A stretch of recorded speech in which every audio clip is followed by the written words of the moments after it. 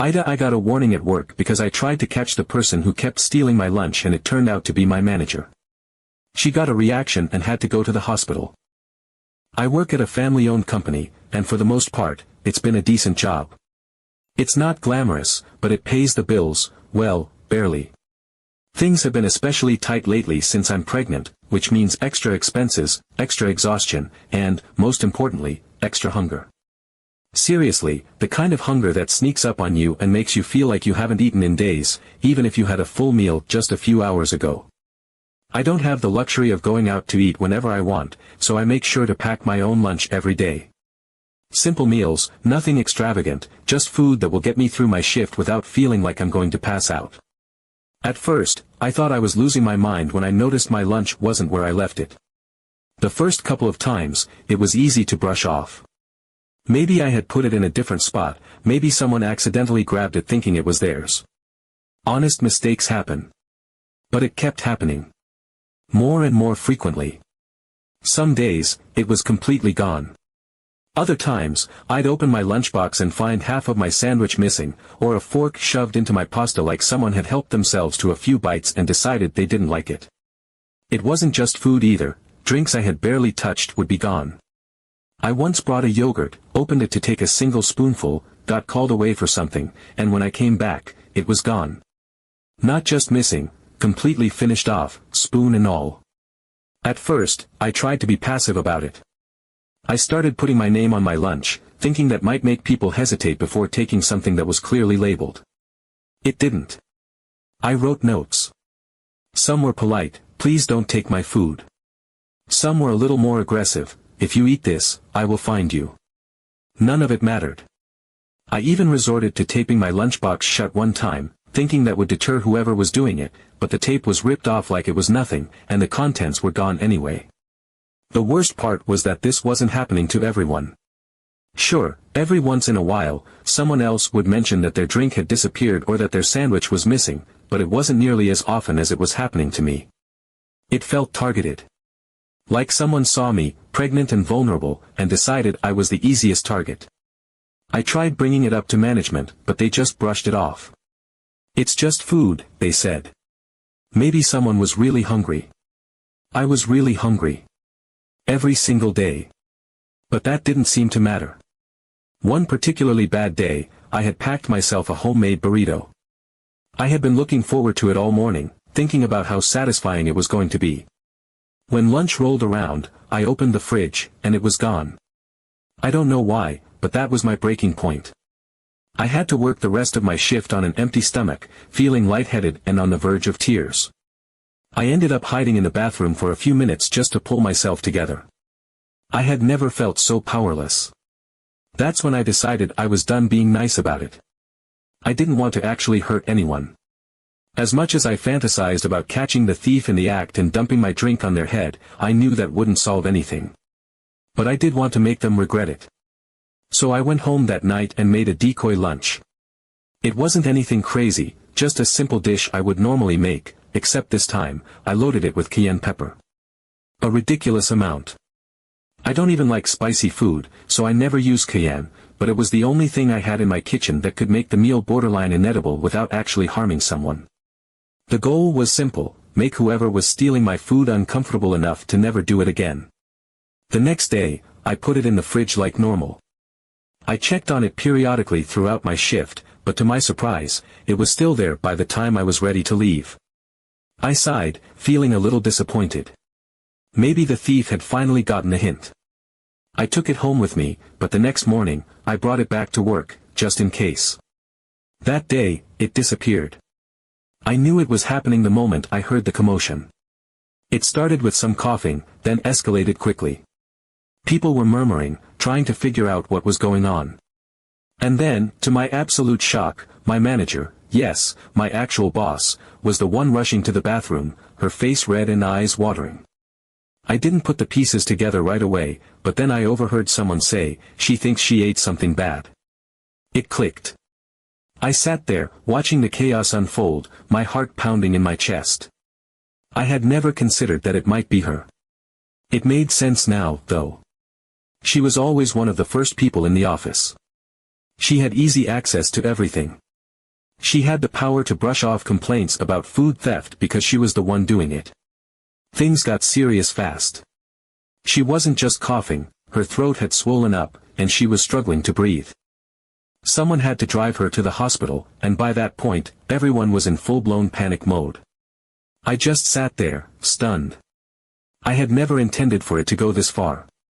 I figured she'd take a bite, curse whoever made the food, and move on. I didn't expect an allergic reaction. When she came back a couple of days later, she was furious. She knew exactly whose food she had eaten, and she immediately confronted me. "You did this on purpose," she snapped, pointing a finger in my face. I didn't back down. I crossed my arms and stared right back at her. "You stole my food," I said flatly. "Maybe you shouldn't take things that don't belong to you." She stormed into the boss's office, demanding that I be punished. I had to go in and explain my side of the story, and honestly, I thought they'd understand. I mean, she was literally stealing from me. Repeatedly. Everyone knew it was happening. But no. Instead of disciplining her for theft, they gave me a verbal warning. "You got off easy," they told me, like I should be grateful I wasn't fired. So let me get this straight. Someone repeatedly steals my food, leaving me hungry, miserable, and stressed during a pregnancy, and nothing happens to them. But the moment I do something to defend myself, suddenly I'm the bad guy. I still don't get it. How is it my fault that she ate something that didn't belong to her? If she hadn't stolen my food, she never would have been in that situation. And yet, I'm the one who got in trouble. Update 1. After everything that had happened, after the sheer ridiculousness of it all, I honestly thought that the nightmare was over. The manager had learned her lesson in the most dramatic way possible. The office had been thrown into chaos, people whispering about what happened, speculating on how someone could be so brazen as to steal food, suffer the consequences, and then have the audacity to act like the victim. I thought that was enough. Surely, now that she had felt the consequences firsthand, now that she had literally ended up in the hospital, she wouldn't dare take anything again. So the next morning, for the first time in what felt like forever, I packed my lunch with a sense of security. I wasn't just throwing random things into a bag like before, preparing for the inevitable disappointment of finding my food missing. No, this time I actually put in effort, making a proper meal, something that would actually satisfy the gnawing hunger that had become my constant companion during pregnancy. It felt good. It felt like a win. I walked into work, placed my container in the fridge like I always did, and for the first half of my shift, I didn't even think about it. Why would I? The thief had been caught, humiliated, and had quite literally suffered the consequences of her own actions. No one in their right mind would be stupid enough to pull something like that again, especially not so soon. And yet, when my break finally rolled around, I made my way to the refrigerator with a casual confidence that shattered the moment I opened the door. My container was gone. Not misplaced. Not moved to another shelf. Gone. For a long moment, I just stared, my brain refusing to process what I was seeing, or rather, what I wasn't seeing. It wasn't possible. It couldn't be. After everything. After the hospital visit. After the embarrassment. Who in their right mind would take it again? The disbelief turned to anger so fast it nearly choked me. This was beyond ridiculous. This was targeted. This was personal. The only thing stopping me from yanking the entire fridge off the wall and throwing it across the room was the fact that I was pregnant and exhausted, and more than anything, I just wanted to sit down and eat the food I had spent time making. Food that was now gone. Again. There was only one person who could be responsible. I turned on my heel and stormed through the office, barely containing my rage. I wasn't going to play games this time. I wasn't going to pretend like there was some innocent explanation, like someone had just made a mistake. No, I was going straight to the source. The manager was exactly where she always was, sitting at her desk, eyes glued to her monitor like she had actual work to do. I didn't bother with pleasantries, didn't waste time dancing around the issue. I stopped directly in front of her desk, barely able to keep my voice steady as I asked where my food was. She didn't even look up. That alone made my blood boil, but it was the way she shrugged that really set me off. Just a lazy, indifferent movement of her shoulders, as if the entire thing was beneath her. As if this wasn't something that had been happening for months. As if she hadn't ended up in the hospital because of it. The words that came out of her mouth were so condescending, so smugly dismissive that I almost saw red. I didn't take anything, and you have no right to blame me. The sheer audacity of it was almost laughable. Almost. Because here was the thing, if it hadn't been her before, it was definitely her now. There was no question. No hesitation. I knew with absolute certainty that the person responsible for my missing lunch was sitting right in front of me, acting as if none of it mattered. As if she was untouchable. And then, just when I thought I couldn't be more enraged, she said something else. Something that made my skin crawl. Something that made my hands tighten into fists at my sides. I had enough of your lunch last time. It was so flippant, so casual, as if the hospital trip had just been a mild inconvenience, as if she was joking about it, as if she was untouchable. It was an admission without being an admission, a taunt disguised as an offhand remark. She might as well have looked me in the eye and said, yes, I took your food, and what are you going to do about it? And that was the part that made my stomach twist. Not just the arrogance. Not just the shamelessness. But the fact that she truly believed that this one comment, this little throwaway line, was enough to get her off the hook. I was shocked by such audacity, but what struck me most was her next phrase, I had enough of your lunch last time. It sounded like she admitted to stealing food, but thought it was enough to get rid of suspicion. Update 2. The next morning, I woke up with a clear plan. There would be no more notes, no more confrontations that led nowhere, no more pleading with management to do something they clearly weren't going to do. I was done playing games. If she wanted to keep taking my food, I was going to make sure she lost. I spent the night before searching online for solutions, scrolling through product reviews and security hacks, my frustration bubbling over as I read about other people dealing with the same ridiculous problem. Eventually, I found something that seemed promising. A lunchbox with a built-in combination lock. It wasn't cheap, but at this point, I didn't care. I placed the order, paid for expedited shipping, and by morning, it was sitting on my doorstep, ready to be my first line of defense. I packed my lunch with a sense of triumph, carefully placing my food inside the new container, spinning the combination lock into place, and testing it to make sure it was secure. The weight of it felt good in my hands, solid, impenetrable. This time, no one was getting in. I wasn't just hoping for the best anymore. I was taking control. When I arrived at work, I placed it in the fridge as usual, but this time, I allowed myself a small smirk as I closed the door. Let them try. Let them struggle with the lock. Let them realize they had finally lost. I could already picture the moment, the thief sneaking into the break room, confident as always, reaching for my food only to find that it was sealed tight, completely inaccessible. The frustration. The humiliation. It would be perfect. For the first time in weeks, I actually looked forward to my lunch break. That feeling didn't last. When I walked into the break room hours later, I was already reaching for the fridge door, expecting to see my secure container sitting there exactly as I had left it. But as soon as I opened it, my stomach dropped. My breath hitched in my throat. It was gone. Not just missing, violently taken. The lock, the one I had carefully secured that morning, lay on the shelf, snapped clean off, the broken pieces scattered like a mockery of my attempt at control.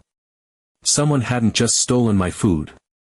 They had pried it open with sheer force, determined to get inside no matter what it took.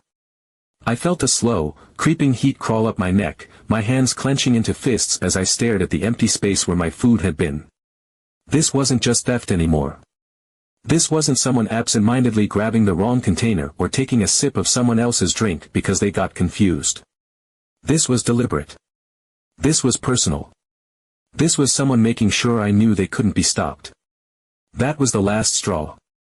I didn't move for a moment, just stood there, letting the realization settle over me, my pulse pounding in my ears. This wasn't going to stop. No matter what I did, no matter how much I tried to protect myself, whoever was doing this wasn't going to back down. They had already decided they could do whatever they wanted, and they were proving it to me over and over again. Fine. If they wanted to make this personal, then so would I. I turned on my heel and walked straight out of the break room, my entire body thrumming with barely contained rage. I wasn't going to confront the manager this time, wasn't going to waste another second arguing with someone who clearly didn't care. No, this time, I was going to find out exactly who was doing it. The next day, I came prepared. I packed another lunch, locked it up again, not because I thought it would stop them, but because I wanted to see if they would take the bait. I placed it in the fridge like usual, but this time, I didn't leave it unattended. I pretended to work, but I was listening. Every footstep near the break room, every time someone opened the fridge, I paid attention.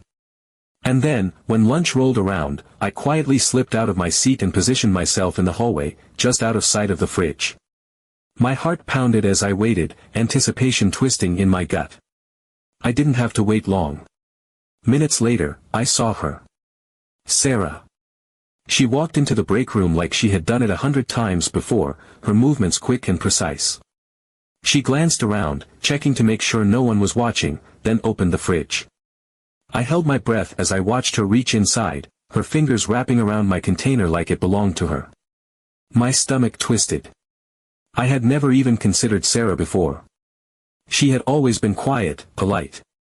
One of the few people who had given me sympathetic looks whenever I mentioned my food going missing.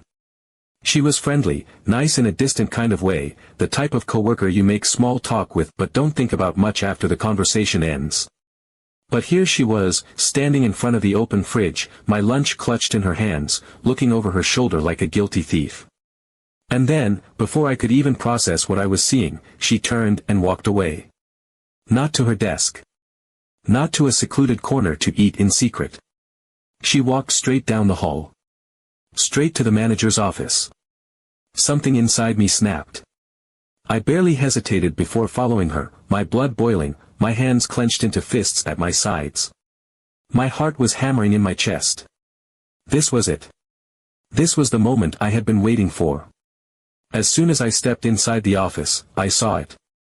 Sarah, standing there, my container held out in front of her. The manager sitting behind her desk, reaching for it like it was hers. My pulse pounded in my ears. Sarah. I said her name before I could stop myself, the shock making my voice sharper than I intended. She jumped, nearly dropping the container, her face going pale as she turned to face me. She looked like a deer caught in headlights. I demanded to know what she was doing. She stammered, her fingers tightening around the container like she could somehow make it disappear if she just held it hard enough. She took a step back, as if she could physically distance herself from what she had been caught doing. Her gaze flickered to the manager, searching for help, for guidance, but for once, the manager didn't have that smug expression on her face. She wasn't untouchable anymore. She just sat there, silent, watching the scene unfold. Sarah swallowed hard and said it wasn't her. She just did what she was told. I demanded to know what she meant by that. Her hands trembled as she gripped the container, her knuckles going white. She wouldn't meet my eyes. She shook her head quickly, as if she was afraid to even speak. I stepped forward, pressing her, demanding an answer. And then, she broke. She said the manager had asked her to do it. The words tumbled out of her mouth in a frantic rush, like she wanted to get them out before she lost the nerve. She didn't look at me, didn't look at anyone, just kept her eyes on the floor as she admitted it. The manager had told her to bring her my food. Every time. She hadn't wanted to. She had tried to refuse. But, her voice wavered, she had to. Otherwise, she trailed off, but I didn't need to hear the rest. I already knew. She said I had to bring her your food, otherwise. Sarah didn't finish, but it all became clear to me anyway. Update 3. I stood there, my heart pounding in my chest, my breath coming out in shallow, angry bursts. The manager, sitting so casually behind her desk, didn't even look remotely guilty. She wasn't scrambling for an excuse, wasn't even trying to hide what she had done. No. She had the audacity to shrug, as if she had done nothing wrong. As if hiring Sarah to steal my food was the most normal thing in the world. And then she spoke. The words hit me like a slap to the face. She didn't apologize. She didn't deny it. She simply stated, as if it was a fact I should have already understood, that I worked for her, and that meant it was normal that I should feed her. Like it was part of my job description. Like my carefully packed lunches, my meals meant to get me through long shifts, the food I spent time and money preparing, were somehow hers by default. And then, the final insult, the cherry on top of this absurd situation, she actually had the nerve to compliment my cooking. Something in me snapped. I stood there, my hands clenched at my sides, trying to process the absolute insanity of what I was hearing. I wanted to scream. I wanted to reach across her desk and dump an entire bottle of cayenne pepper into whatever coffee she was drinking. I wanted to demand answers, to make her understand how twisted and insane her logic was. But I didn't. I said nothing. I simply turned around and walked out of her office. There was no point in arguing. She didn't care. She had never cared. If anything, she was irritated that I had caught her, not remorseful. She wasn't going to stop because she suddenly understood that stealing was wrong, she would only stop if it became inconvenient for her. So I made my decision. I wouldn't bring food anymore. That night, I went home and sat in my kitchen, staring at my empty lunchbox. I had spent so much time carefully preparing meals every morning, making sure I had something nutritious to get me through my shift. It was a routine, something I did automatically. But now it just felt pointless. So the next day, I didn't bring anything. Instead, when my break rolled around, I went out and bought lunch. Something simple, something I could eat quickly, but most importantly, something I didn't have to store in the office fridge. I ate it immediately, right there in the break room, taking my time, enjoying every bite. And when I was finished, I threw away the packaging and left nothing behind. No food in the fridge. No container to steal. Nothing. The first day, nothing happened. The second day, I felt a shift. By the third day, I knew I had thrown a wrench into her routine. That evening, as I sat at home unwinding after work, my phone buzzed. I glanced at the screen, and my stomach twisted with disgust when I saw her name. I almost ignored it, but curiosity got the better of me. The message was short, blunt, and filled with the entitlement that made my blood boil. She told me I needed to start bringing food again. She couldn't be expected to think about it herself every morning. I stared at the screen, stunned at her sheer gall. She wasn't even trying to manipulate me, wasn't bothering with fake politeness or some half-baked excuse. No, she was outright demanding that I resume my role as her personal, unpaid chef. I didn't respond. The next day, I did the same thing. I bought my lunch, ate it right away, left nothing behind. More messages came. Each one was more irritated than the last. She tried different approaches, annoyance, sarcasm, even passive-aggressive jabs about how I was being selfish. That one almost made me laugh. Selfish. As if I was somehow in the wrong for not allowing her to steal from me anymore. I never replied. After a few days, the messages stopped. And just like that, it was over. Update 4. The shift in the office was almost immediate. It was subtle at first, but I noticed it. Everyone noticed it. The manager, the same woman who had once sat behind her desk with an air of untouchable arrogance, the woman who had stolen from me for months without an ounce of guilt, the woman who had treated my meals as part of her unspoken privileges, was suddenly struggling. It started with her arriving late to work. Before, she had always been one of the first people in the office, sipping on her stolen breakfast, acting like she was above the rest of us. But now she was barely making it in on time. At first, I thought it was a coincidence. Maybe she had hit traffic, maybe she had overslept. But then it kept happening. Day after day, she was coming in later and later, rushing to her desk, looking stressed and irritated. And then I realized why. She had to cook for herself. For the first time in what was probably years, she had to wake up early, stumble into her kitchen, and actually prepare her own food that wasn't just waiting for her in the office fridge, food that wasn't pre-made and ready to be stolen. And the best part? She wasn't very good at it. She tried, I could tell. The first few days, I saw her eating sad, overcooked eggs at her desk, her expression tight with frustration. Then, a dry sandwich, slapped together without care. Once, I even saw her poke at a container of what I assume was supposed to be pasta, but it was so undercooked that she could barely chew it. It was glorious. I could see the struggle written all over her face. She was used to having someone else do the work, used to having perfectly packed meals handed to her like she deserved them. Now, she had to wake up early, stand over a stove, deal with dishes, plan her meals, and it was clear that she absolutely hated it. It didn't take long before she started skipping homemade food altogether. One afternoon, I watched as she huffed her way out of the office during lunch, clearly annoyed, clearly starving. She had given up on making food at home and was now spending her breaks buying meals. I saw her return with takeout, overpriced sandwiches from the cafe down the street, gas station snacks hastily thrown together to hold her over. It was almost sad. Almost. But the best part? The true cherry on top of all of this? Her colleagues, the same ones who had been quietly watching all this unfold, the same ones who had seen her take my food without a second thought, were now making her pay for it, literally. She must have thought she could fall back on them, that she could just casually ask for a bite of their meals, maybe even guilt them into sharing. After all, it had worked before, right? She had gotten away with so much for so long. Why should things be different now? But they were different. Because everyone knew what she had done to me.